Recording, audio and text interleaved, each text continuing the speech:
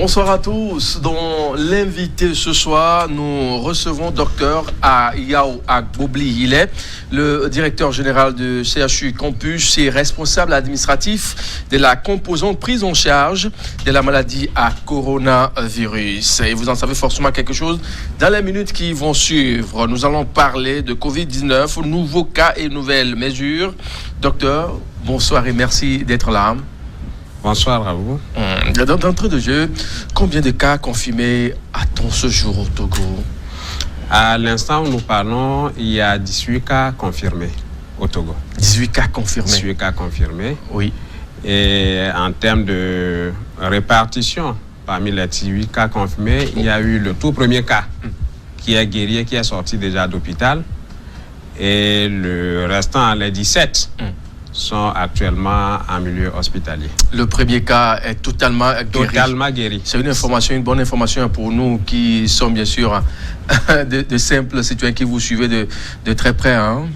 C'est une bonne nouvelle pour nous. Et Dieu merci, il faut par cette occasion remercier l'équipe médicale qui s'est mobilisée dès l'admission de ce premier cas et qui s'est véritablement donnée. Justement. Et ceci ne pouvait pas se passer sans l'appui, naturellement, des autorités qui ont mis les moyens qu'il faut pour une très bonne prise en charge. Justement, quand on parle bien sûr des prises en charge, c'est forcément qu'il y a des contaminés. Quelles sont les zones contaminées au Togo? Il y a tellement d'informations qui circulent ça et là, et finalement on est dans un flou kafkaïen. Oui. En termes de répartition, les 18 cas confirmés, il y a eu la région maritime essentiellement, qui a eu le plus gros lot. Dans la région maritime, on a eu 17 cas. Et à l'intérieur du pays, c'est la région centrale, donc à Sokodé, il y a eu un cas. Donc c'est un peu ça le schéma. Mais en temps, il y a une information qui a circulé comme quoi il y avait un cas dans les plateaux, plus précisément à Palimé. Non, il n'y a pas eu de cas positif à Palimé. Le cas suspecté. Hein? Oui, c'était un cas suspecté, donc il n'est pas positif.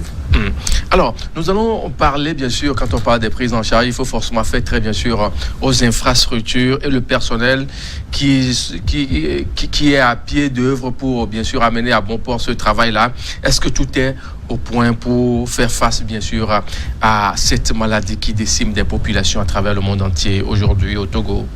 C'est une très bonne question que vous venez de poser là et je salue la dernière décision qui a été prise dimanche où initialement le tout premier cas que nous avons reçu avait été gardé au CHU Campus pour la prise en charge, mais par rapport à la flambée, les autorités compétentes, le chef de l'État en tête, ont décidé que désormais le CHR Lomé Commune soit dédié à la prise en charge de cette affection, ce qui a justement fait que tous les cas initialement admis au CHU Campus ont été transférés dans la même journée au CHR Lomé Commune.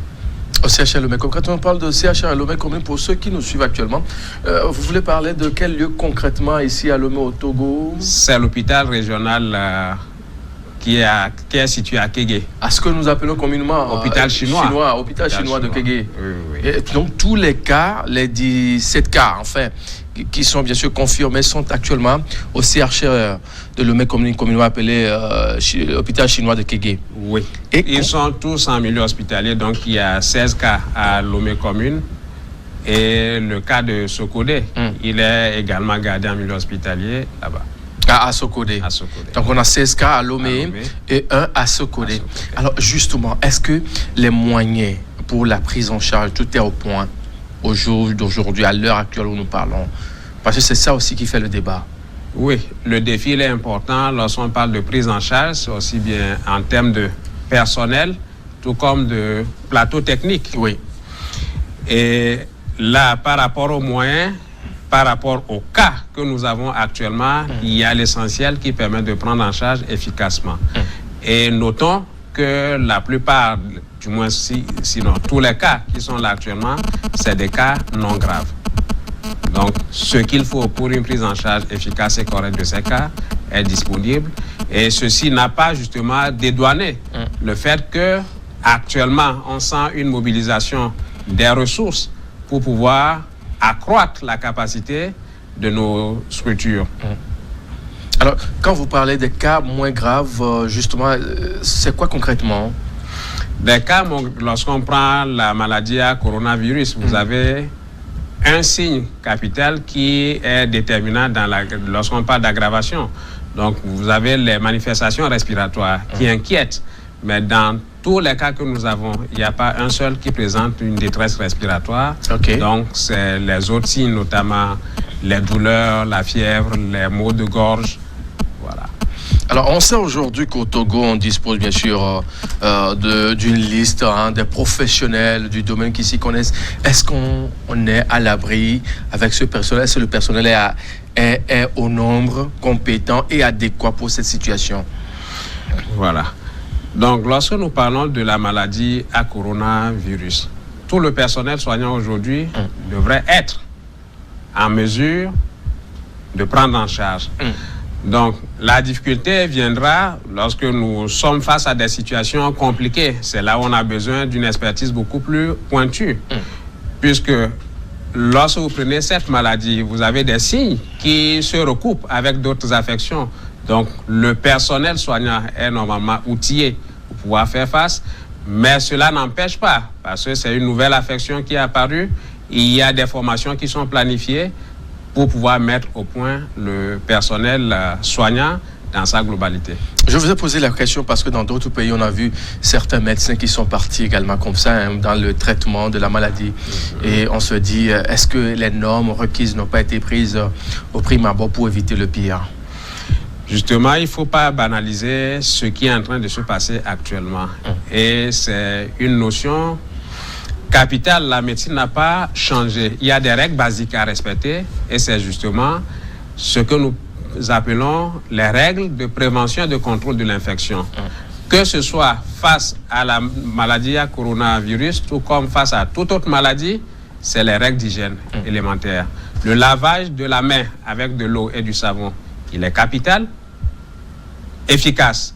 Lorsqu'il n'y a pas possibilité de se laver les mains avec l'eau et du savon, c'est en ce moment qu'on fait recours aux solutions hydroalcoolisées ou bien au gel, notamment. Alors, justement parlant, bien sûr, de ces points de mesure prises par le gouvernement, mis à part le lavage des mains, on a quels d'autres points en matière de mesures qui sont proposés aujourd'hui, ou bien qui sont bien sûr énoncés par l'État togolais pour éviter le pire? Non seulement lorsque nous parlons de règles d'hygiène, elles ne sont pas forcément édictées par l'État. Donc, la distanciation sociale, telle que nous sommes à cette distance sur le plateau. Justement, est-ce qu'on respecte les normes sur ce plateau? Bien sûr que oui. D'entrée est-ce qu'on respecte c'est normal, notre distance là? Tout à fait. On ne risque pas le pire, hein? Il n'y a pas de souci. Nous sommes à une distance sociale raisonnable qui nous évite. En dehors de ça, vous avez les mesures barrières.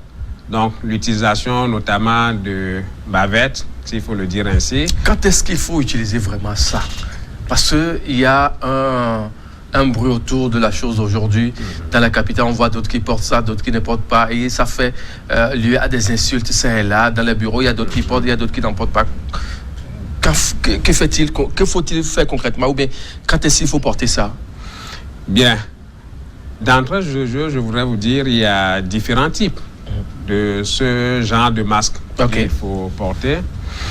Il y en a qui sont adaptés aux malades. C'est juste pour éviter la projection. Lorsque je porte une bavette et vous en portez également, ça m'évite de projeter des sécrétions qui puissent vous atteindre.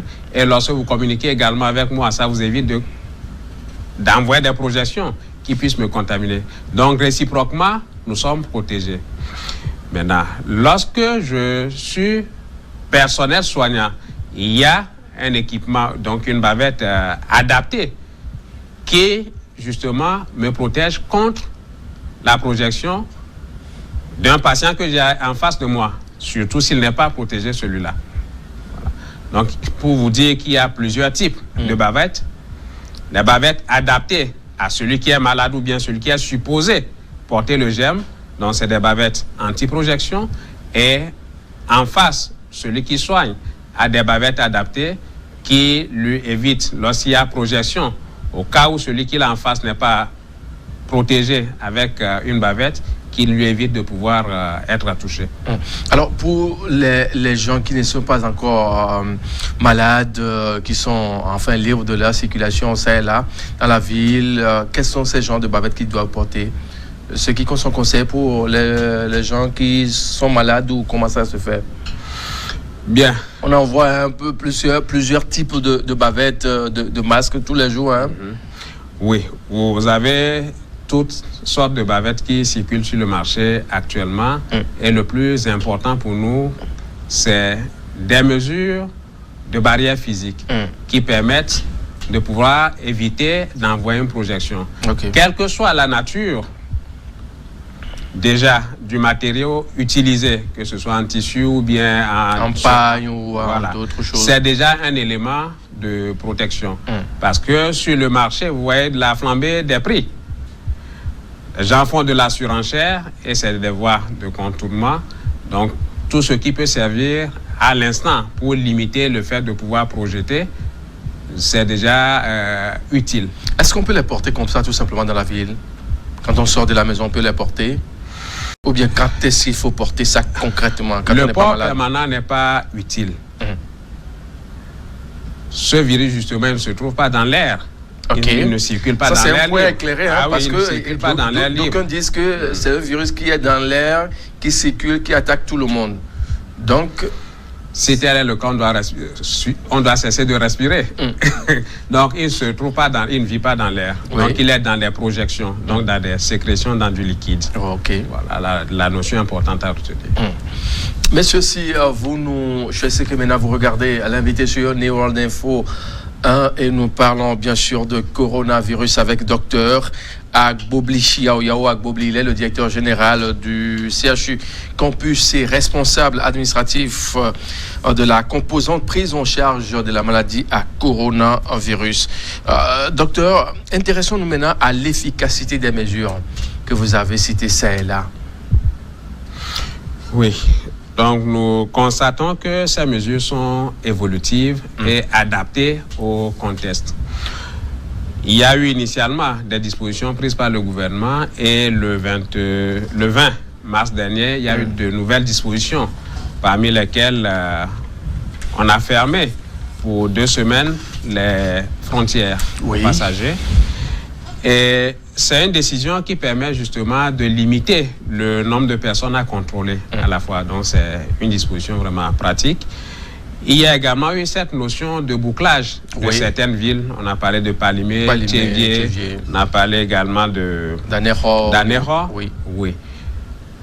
Il faut retenir par cette mesure qu'il s'agit d'un contrôle sanitaire. Ce n'est pas un bouclage au sens que vous imaginez. Donc, c'est un contrôle sanitaire à l'entrée et à la sortie de ces villes, justement pour pouvoir éviter que quelqu'un qui est suspect sorte de ces zones identifiées pour pouvoir continuer par propager ailleurs. Il y a eu également l'interdiction jusqu'à nouvel ordre de la plage.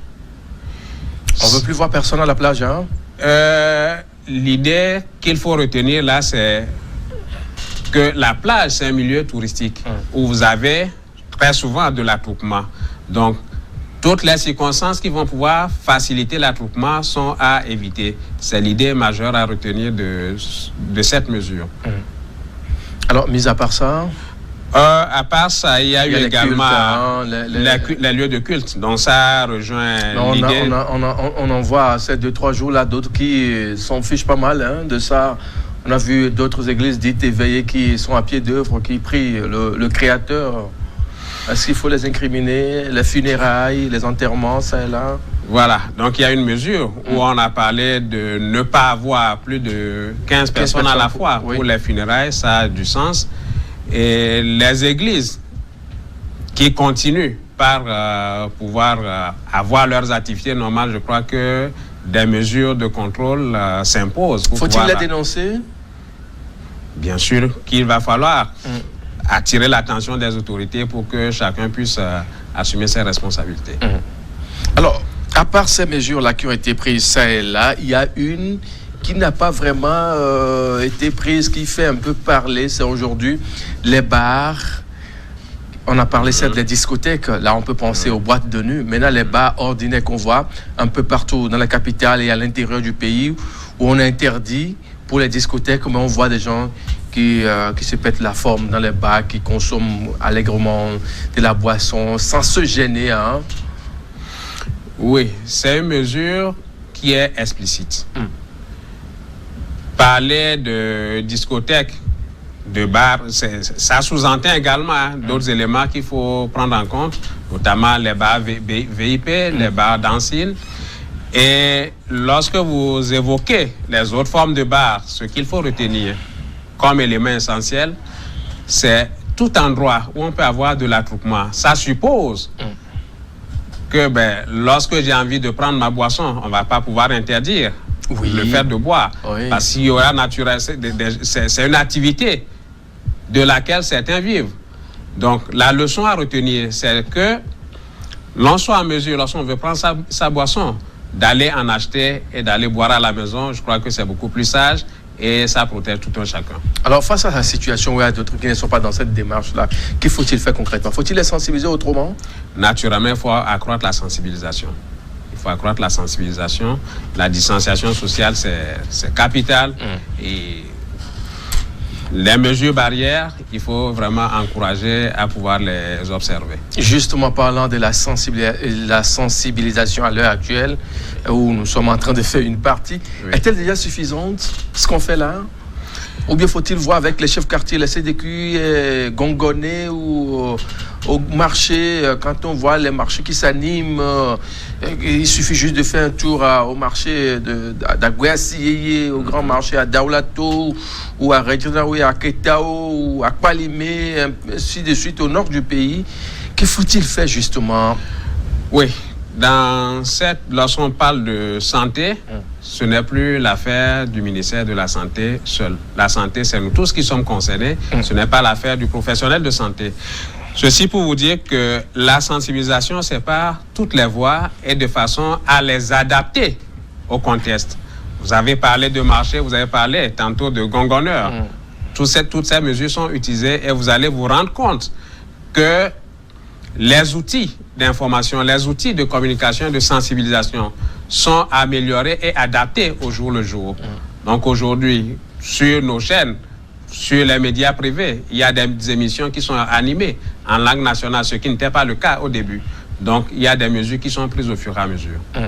Alors, au risque de voir certains qui perdurent, faut-il passer au confinement?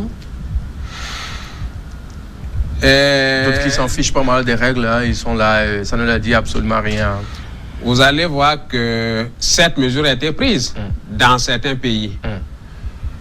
Et ce qu'il faut retenir dans le contexte du Togo, les mesures sont modifiables. Ça peut varier avec le temps et les autorités compétentes aviseront. S'il est nécessaire d'aller au confinement, pourquoi pas? Mais pour le moment, ce qui est fait, il y a des éléments qui permettent de pouvoir apprécier l'efficacité. Donc, si le confinement s'avère nécessaire, on pourrait y aller, mais nous ne sommes pas encore là. Quand on voit tous les jours, il y a des cas qui s'ajoutent. Avant-hier, on était autour de 12, 15, 14. Aujourd'hui, on est à 18 cas confirmés. Est-ce qu'on n'étend pas vers cette destination-là qui est le confinement? Pour le moment, on ne va pas arriver là. Vivement le souhait. Il suffit que chacun observe les règles d'hygiène qui sont vraiment conseillées et ça va permettre de pouvoir circonscrire le mal. Ça va permettre de circonscrire. Si jamais il advenait les conséquences économiques, elles seront importantes, naturellement. Vous parliez tantôt de débit de boissons à fermer.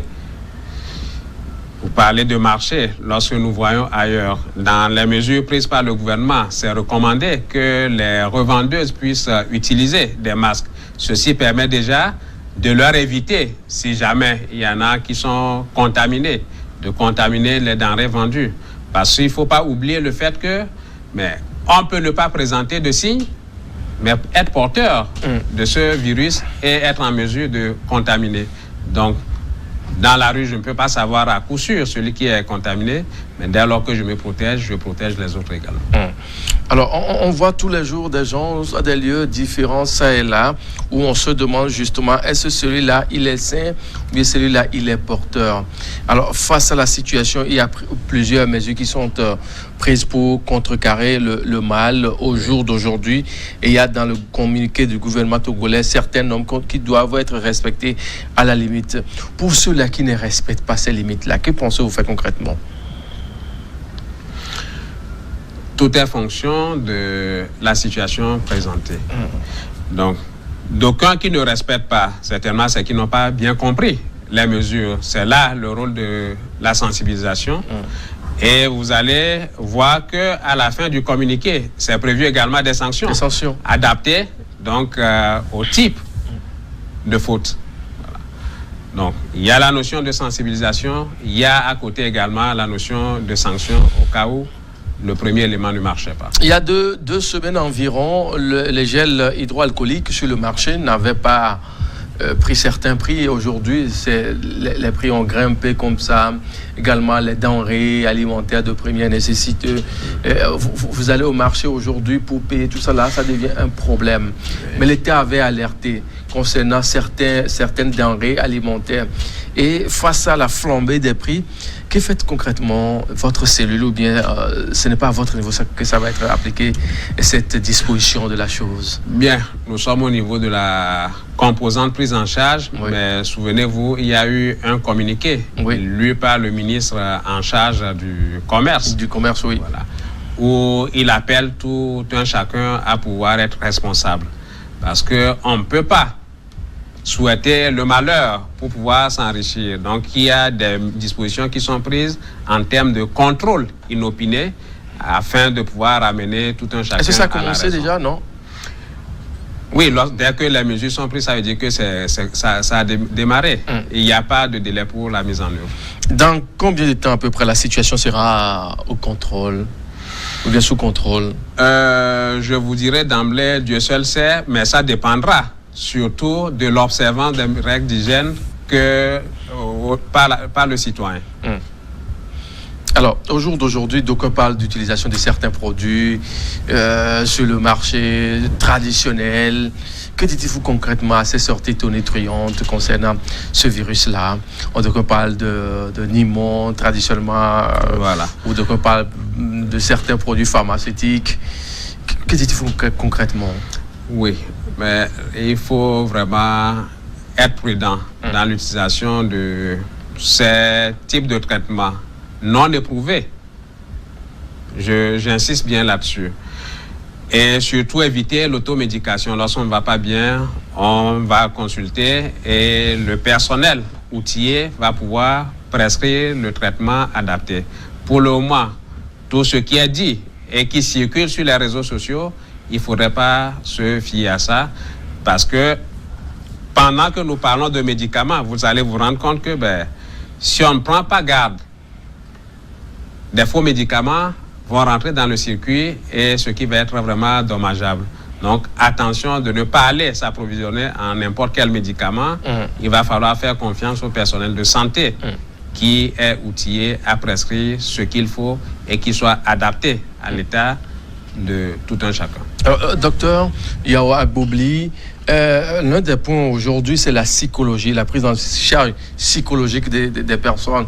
On voit d'autres qui ne sont pas malades, mais une fois qu'ils ont l'information que c'est comme ça, il y a un ami à côté qui a été testé positif, allez, ça ne va pas. Psychologiquement, qu'est-ce qui est fait concrètement?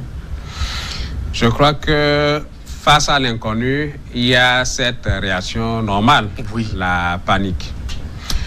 Mais à force de sensibilisation et d'adaptation, parce que vous l'avez dit, il y a des volets qui n'étaient pas initialement pris en compte parce que c'est une nouvelle maladie qui n'était pas assez connue.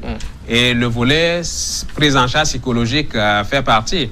Par exemple, ce matin, j'ai eu un appel d'un patient qui présentait des manifestations, et nous avons identifié un besoin de soutien psychologique. Nous sommes référés à un psychologue qui s'en est occupé. Donc, c'est important. ce volet psychologique que vous venez d'évoquer, il est également pris en charge.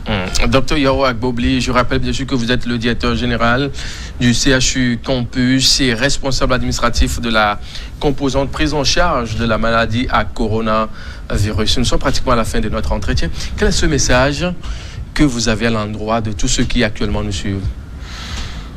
C'est un appel à une responsabilité aussi bien collective qu'individuelle. Nous avons parlé d'un certain nombre de mesures à pouvoir observer. Lorsque le citoyen comprend que ces mesures sont capitales pour pouvoir maîtriser cette nouvelle maladie qui est en train de faire des ravages, je crois que nous allons très rapidement arriver au bout. Alors, s'il y a des cas suspects, il faut sonner le 111, c'est ça? Il y a des numéros qui sont disponibles, notamment le 111 qui est un numéro vert. Il faut appeler et avoir l'orientation. Et toujours par rapport au circuit du malade, ça c'est une notion qui est très capitale. L'appel de ce numéro, il est important. Ça permet, au lieu que le malade se déplace, qu'on envoie une équipe lorsque la suspicion est là. Donc l'équipe va pouvoir évaluer et conseiller ou bien prendre la décision qui est la plus adaptée. Donc c'est arrivé dans plusieurs formations sanitaires où, parce qu'il y a la panique, le patient vient, on suspecte, au lieu de le garder dans une salle d'isolement, parce que c'est une mesure qui est justement recommandée, on le laisse partir. C'est une attitude à ne pas adopter. Donc, toutes les formations sanitaires aujourd'hui devraient avoir une salle d'isolement. Face à un cas suspect, on le garde le temps de faire le test de confirmation. Dès que c'est confirmé, on envoie le patient au centre de prise en charge adapté. Docteur Agbobli, donc on parle de la prise en charge. Est-elle gratuite? Oui, pour le moment, la prise en charge, du moins de tout ce que nous avons hospitalisé, elle est gratuite. C'est l'État qui prend en charge entièrement. Merci d'être passé, docteur Yao Agbobli, directeur général de CHU Campus et responsable administratif de la composante prise en charge de la maladie à coronavirus. Messieurs, mesdames, nous allons devoir marquer une pause pour se retrouver dans quelques instants dans la partie regard croisé.